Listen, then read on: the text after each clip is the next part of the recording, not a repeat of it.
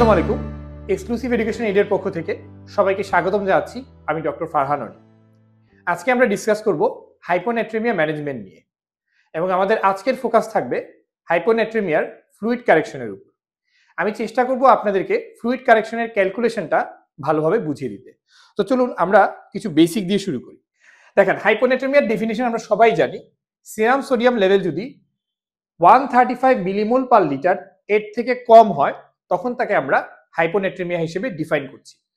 কোনো কোনো ক্ষেত্রে আপনারা মিলিমোল পার লিটারের পরিবর্তে মিলি ইকুইভ্যালেন্ট পার লিটার এভাবেও কিন্তু লেখা দেখতে পারেন। যেটাই হোক, 135 এর নিচে নামলে আমরা তাকে হাইপোনেট্রিমিয়া বলছি। হাইপোনেট্রিমিয়াকে বিভিন্নভাবে ক্লাসিফাই করা যায়, কজ অনুযায়ী, সিভিয়ারিটি অনুযায়ী, সিমটমস আছে না নাই সেটার উপর ভিত্তি করে, এবং রেট অফ ডেভেলপমেন্ট, এটা কি অ্যাকিউট নাকি ক্রনিক। এটা হচ্ছে ডেভিডসনের একটা বক্স। এখানে কজ অনুযায়ী হাইপোনেট্রিমিয়াকে ভাগ করা হয়েছে ভলিউম স্ট্যাটাসের উপর ভিত্তি করে। আমি এটা ডিটেইলসে যাচ্ছি না, কারণ আমরা ফ্লুইড কারেকশনের উপর আজকে জোর দিব। এবং টাইম অনুযায়ী হাইপোনেট্রিমিয়াকে ভাগ করা যায়। অ্যাকিউট যেটা 48 আওয়ার্সের কম সময়ের মধ্যে ডেভেলপ করছে, এবং ক্রনিক যেটা 48 আওয়ার্সের বেশি সময় ডেভেলপ করছে। সিভিয়ারিটি অনুযায়ী হাইপোনেট্রিমিয়াকে 3 ভাগে ভাগ করা যায়: মাইল্ড, মডারেট এবং সিভিয়ার। 130 থেকে 135 হলে সেটা মাইল্ড, 125 থেকে 129 হলে সেটা হচ্ছে মডারেট, এবং less than or equal to 124 millimole per litre হলে সেটা হচ্ছে সিভিয়ার। আমরা যখন এমবিবিএস লেভেলে ছিলাম তখন কিন্তু 115 এর নিচে হলে তাকে সেটা সিভিয়ার হাইপোনেট্রিমিয়া বলা হতো, বাট এখন কিন্তু 124 বা তার থেকে নিচে নামলেই তাকে সিভিয়ার হাইপোনেট্রিমিয়া বলা হচ্ছে। এবং মডারেট থেকে সিভিয়ার হাইপোনেট্রিমিয়ার দিকে গেলে কিন্তু আমাদের সিমটমস ডেভেলপ করতে পারে। আমরা স্টেপস অফ ম্যানেজমেন্টটা একটু দেখে নিব। প্রথম কথা হচ্ছে, আমি হাইপোনেট্রিমিয়া ডায়াগনোসিস করছি কিন্তু রিপোর্ট দেখে। একটা পেশেন্টের সিমটম দেখে আমি ধারণা করতে পারি, কিন্তু ডায়াগনোসিস করব আমি রিপোর্ট দেখে। তারপরে হচ্ছে আমি এটা সিভিয়ারিটি ক্লাসিফাই করব, এটা মাইল্ড, মডারেট নাকি সিভিয়ার। তারপরে আমি সিমটমের জন্য খুঁজবো যে সিমটম আছে কিনা, কারণ সিমটম থাকা এবং না থাকার উপর কিন্তু আমাদের ম্যানেজমেন্ট প্ল্যান চেঞ্জ হয়ে যাবে। ডিটারমাইন রেট অফ ডেভেলপমেন্ট, এটাও খুব ইম্পর্টেন্ট। অ্যাকিউট নাকি ক্রনিক আমাদেরকে দেখতে হবে। ভলিউম স্ট্যাটাসটা ইম্পর্টেন্ট কমপ্লিট ম্যানেজমেন্টের জন্য, এবং কজ বের করার জন্য কিন্তু ভলিউম স্ট্যাটাসটা গুরুত্বপূর্ণ। এটা ইউভলিমিক, হাইপোভলিমিক নাকি হাইপারভলিমিক সেটা আমাদেরকে খুঁজে বের করতে হবে। Choose the way of correction, আমি কি ওরাল কারেকশন করব নাকি আইভি কারেকশন করব, আর আইভি কারেকশন করলে আমার ফ্লুইড অফ চয়েসটা কি হবে, এবং সবশেষে আমি কারণটা কি সেটা খুঁজে বের করার চেষ্টা করব। তো আজকে আমরা ফোকাস করছি ফ্লুইড কারেকশনের উপর। চয়েস অফ ফ্লুইড মোটামুটি দুই ধরনের। একটা হচ্ছে 0.9% সোডিয়াম ক্লোরাইড, যেটাকে আমরা নর্মাল স্যালাইন বলছি, আর একটা হচ্ছে 3% সোডিয়াম ক্লোরাইড, যেটাকে আমরা হাইপারটনিক স্যালাইন বলছি। অনেক ক্ষেত্রে পেডিয়াট্রিক কেসে আমরা 0.45% সোডিয়াম ক্লোরাইডও ইউজ করতে পারি, যেটাকে হাফ স্ট্রেংথ নর্মাল স্যালাইন বলা হচ্ছে। ফ্লুইড ম্যানেজমেন্টে আমরা কখন যাব? যদি পেশেন্টের সিভিয়ার বা মডারেট হাইপোনেট্রিমিয়া হয়। মাইল্ডের ক্ষেত্রে সাধারণত ওরাল কারেকশনেই কাজ হয়ে যায়। যদি পেশেন্ট সিমটোমেটিক হয় তাহলে অবশ্যই ফ্লুইড কারেকশন করতে হবে। সেই সাথে পেশেন্ট যদি হাইপোভলিমিক হয় তাহলে আমরা ফ্লুইড কারেকশনটাকে প্রেফার করব। এই তথ্যগুলা আমাদের মনে হয় আমরা অনেকেই জানি, তারপর আমি একটু মনে করিয়ে দিচ্ছি। 0.9% সোডিয়াম ক্লোরাইডে 154 millimole per litre sodium chloride থাকে। 3% সোডিয়াম ক্লোরাইডে থাকে 513 মিলিমোল পার লিটার। আর একটা সোডিয়াম ক্লোরাইড 600 মিলিগ্রাম ট্যাবলেটে 10 millimole per tablet sodium chloride থাকে। এটা আমাদের পরবর্তীতে কিন্তু ক্যালকুলেশনে কাজে লাগবে। আমাদের জন্য খুব গুরুত্বপূর্ণ একটা প্রশ্ন হচ্ছে, পেশেন্ট সিমটোমেটিক কিনা, অথবা সোডিয়াম লেভেলটা less than 120 millimole per litre কিনা। এই দুইটা কন্ডিশনের ক্ষেত্রে আমরা পেশেন্টে ফ্লুইড কারেকশনের জন্য 3% সোডিয়াম ক্লোরাইডটাকে কনসিডার করতে পারি। এখন চলে আসি আমাদের জন্য খুব গুরুত্বপূর্ণ ইকুয়েশন। টোটাল সোডিয়াম ডেফিসিটের যে ফর্মুলাটা, এটা অবশ্যই মনে রাখতে হবে। এটা হচ্ছে total body water into desired sodium minus actual sodium. এবং এখান থেকে আমরা আলটিমেটলি যে ইকুয়েশনটা পাই সেটা আপনাদেরকে অবশ্যই মেমোরাইজ করতে হবে। Sodium deficit equal to 0.6 into body weight. এই দুইটার গুণফলই কিন্তু আমাদের বডি ওয়াটার। ফিমেলদের জন্য অনেক ক্ষেত্রে 0.5 বলা হয়, কিন্তু 0.6 আমরা ইন জেনারেল ইউজ করতে পারবো। আর সবশেষে আমরা সেটাকে গুণ করব desired sodium minus actual sodium, এই দুইটার বিয়োগফল দিয়ে। ঠিক আছে, তাহলে আমি আবার বলছি, sodium deficit equal to 0.6 into body weight in KG into ব্র্যাকেটের মধ্যে desired sodium minus actual sodium. দেখেন, মনে রাখতে হবে সোডিয়াম যখন আমরা কারেকশন করব তখন পার ডে আমরা 10 মিলিমোল পার লিটারের বেশি কারেকশন করতে পারবো না। এখন এইখানে যে লিটার, এটা দিয়ে কি বোঝাচ্ছে? এটা হচ্ছে বডি ফ্লুইডের পরিমাণটা। ঠিক আছে, তাহলে maximum sodium correction in a day, মানে একটা দিনে 24 ঘন্টার মধ্যে আমরা কতটুকু কারেকশন করতে পারবো? 0.6 into KG body weight into 10। তাহলে একজনের বডি ওয়েট যদি 60 কেজি হয়, তাহলে আমরা তার জন্য সর্বোচ্চ কারেকশন কত করতে পারবো? 0.6 ইন্টু 60 ইন্টু 10, তার মানে মোটামুটি 360 মতো হবে। চলুন এখন আমরা একটা প্র্যাকটিক্যাল এক্সাম্পলের মাধ্যমে সোডিয়াম কারেকশনটা শেখার চেষ্টা করি।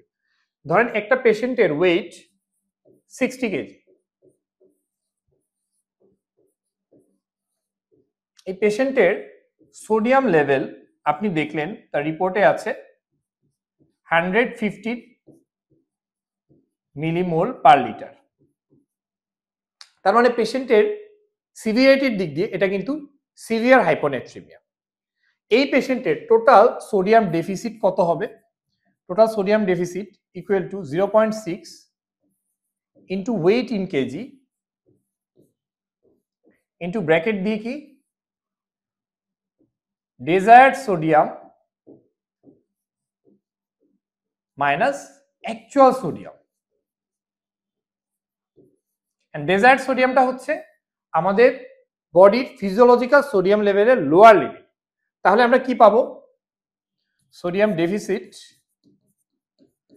ইকুয়াল টু 0.6 ইন্টু ওয়েট হচ্ছে এখানে 60, আর ডিজায়ার্ড সোডিয়ামটা হচ্ছে 135, অ্যাকচুয়াল সোডিয়াম এখানে 115, ইকুয়াল টু গুণ করলে 0.6 ইন্টু 60 ইন্টু 20, যেটা রেজাল্ট দাঁড়ায় 720।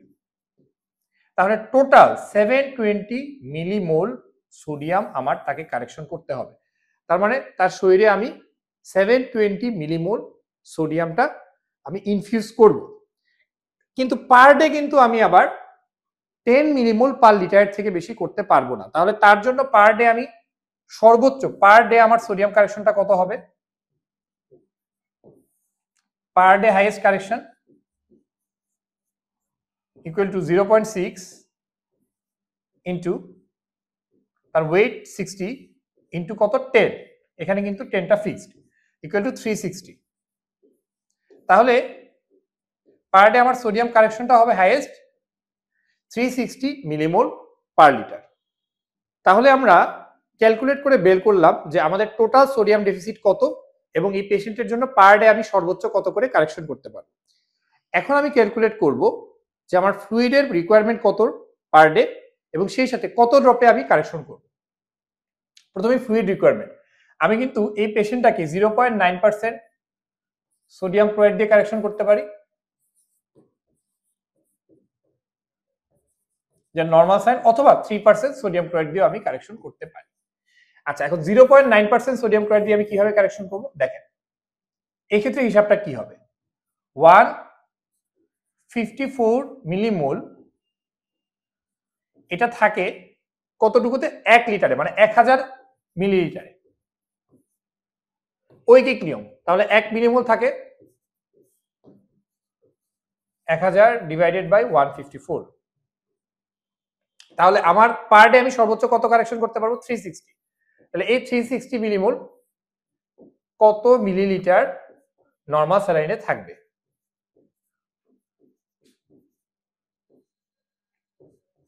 এটা মোটামুটি হিসাব করে আসে 2338 মিলিলিটার। তার মানে আমার পার ডে আমি নরমাল স্যালাইন দিয়ে কারেকশন করলে তাকে আমি 2338 মিলিলিটার নরমাল স্যালাইন আমার পার ডে দিতে হবে। এখন চলে আসি, যদি আমি 3% সোডিয়াম ক্লোরাইড দিয়ে কারেকশন করি সেক্ষেত্রে আমার হিসাবটা কিরকম হবে? 3% সোডিয়াম ক্লোরাইড, 3% সোডিয়াম ক্লোরাইড দিয়ে কারেকশনের ক্ষেত্রে আমরা জানি 3% সোডিয়াম ক্লোরাইডের ক্ষেত্রে 513 মিলিমোল থাকে 1000 ml এ, অতএব 1 মিলিমোল থাকে ঐকিক নিয়ম 1000 ডিভাইডেড বাই 513, তাহলে 360 মিলিমোল কতটুকুতে থাকছে?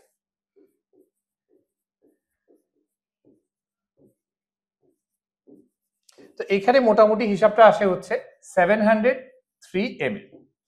তার মানে দেখেন, আমি যদি নর্মাল স্যালাইন নিতে চাই সেক্ষেত্রে আমাকে নিতে হচ্ছে 2338 ml, আর যদি আমি 3% সোডিয়াম ক্লোরাইড নিতে চাই সেক্ষেত্রে আমাকে নিতে হচ্ছে 703 ml, অনেক কম, তাই না? এখন ডিপেন্ড করবে আমি পেশেন্টটা সিমটোমেটিক কিনা সেটা উপর। তাহলে আমরা দেখতে পাচ্ছি যদি আমরা 0.9% সোডিয়াম ক্লোরাইড নেই সেক্ষেত্রে আমাদের টোটাল অ্যামাউন্ট অফ ফ্লুইড হচ্ছে 2338 ml, আর 3% সোডিয়াম ক্লোরাইড নিলে আমার ফ্লুইড রিকোয়ারমেন্ট হচ্ছে 703 ml। And choice of fluid depend করবে পেশেন্ট সিমটোমেটিক কিনা বা আমি কত দ্রুত কারেকশন করতে যাচ্ছি সেটার উপর। এবার আমি চলে আসি ড্রপ ক্যালকুলেশন, কত ড্রপে আমি দিব। দেখুন, আমার কিন্তু স্টেপ ওয়াইজ আমি ক্যালকুলেট করছি।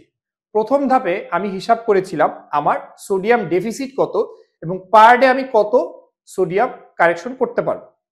পরের স্টেপে আমি ফ্লুইডের পরিমাণটা ক্যালকুলেট করলাম, আর এখন আমি কত ড্রপে দিব সেটা আমি ক্যালকুলেট করছি। ড্রপ ক্যালকুলেশনের ক্ষেত্রে বাংলাদেশের সিস্টেমে আপনারা মনে রাখবেন, মানে পার ডে আপনি কত ড্রপে দিবেন ইকুয়াল টু হবে ml অফ ফ্লুইড, কত ml ফ্লুইড আপনি দিচ্ছেন ডিভাইডেড বাই 4 ইন্টু আওয়ার, অর্থাৎ কতক্ষণে আপনি এই ফ্লুইডটা দিতে যাচ্ছেন। উপরে থাকছে অ্যামাউন্ট অফ ফ্লুইড যেটা ml এ ডিভাইডেড বাই 4 ইন্টু আওয়ার। এই সূত্রটা সবসময় মনে রাখবেন, তাহলে ইজি হবে। প্রথম ক্ষেত্রে আমি যখন 0.9% সোডিয়াম ক্লোরাইড দিয়ে কারেকশন করতে যাচ্ছি সেক্ষেত্রে আমার ড্রপ ক্যালকুলেশন হবে, আমি কতটুকু ml দিচ্ছি ফ্লুইড 2338 ডিভাইডেড বাই 4 ইন্টু কত 24, 24 ঘন্টায় কিন্তু আমি এইটুক ফ্লুইড দিব। তাহলে মোটামুটি হবে ড্রপ আসে হচ্ছে 24 ড্রপের মতো, 24 ড্রপ পার মিনিট। আর আমি যদি 3% সোডিয়াম ক্লোরাইড দিয়ে কারেকশন করতে চাই সেক্ষেত্রে আমার ড্রপের ক্যালকুলেশনটা কিভাবে হবে? সেক্ষেত্রে আমার ফ্লুইডের পরিমাণটা কতটুকু ছিল 703 ml, তাই না? এবং ওইটুক ফ্লুইড আমি কতক্ষণের মধ্যে দিতে যাচ্ছিলাম 4 ইন্টু 24, মানে 24 আওয়ারের মধ্যে আমি দিতে যাচ্ছিলাম। সেক্ষেত্রে আমার ড্রপের হিসাবটা আসে মোটামুটি 7 ড্রপ পার মিনিট। তো আশা করি আপনারা বুঝতে পেরেছেন এতটুকু পর্যন্ত। তাহলে আমাদের যে পেশেন্ট ছিল যার ওয়েট ছিল 60 কেজি এবং সোডিয়াম লেভেল ছিল 115, তার ক্ষেত্রে আমরা যদি নর্মাল স্যালাইন দিয়ে তাকে কারেকশন করি তাহলে 24 ড্রপ পার মিনিটে আমি দিব, আর যদি 3% সোডিয়াম ক্লোরাইড দিয়ে কারেকশন করি তাহলে 7 ড্রপ পার মিনিটে দিব। সো 3% সোডিয়াম ক্লোরাইডের ক্ষেত্রে আমাদের সাবধান থাকতে হবে, কারণ এটা যদি আমরা বেশি দ্রুত গতিতে দেই তাহলে পেশেন্টের কিন্তু লাভের থেকে ক্ষতি বেশি হওয়ার সম্ভাবনা রয়েছে। So be very careful. আশা করি আপনারা এতটুকু পর্যন্ত বুঝতে পেরেছেন। আমরা পরবর্তী ক্লাসে চেষ্টা করব হাইপোক্যালেমিয়া নিয়ে একটা সেশন নেয়ার। তো সবাইকে অনেক অনেক ধন্যবাদ। সবাই ভালো থাকবেন। এক্সক্লুসিভ এডুকেশন এইডের পক্ষ থেকে শুভেচ্ছা।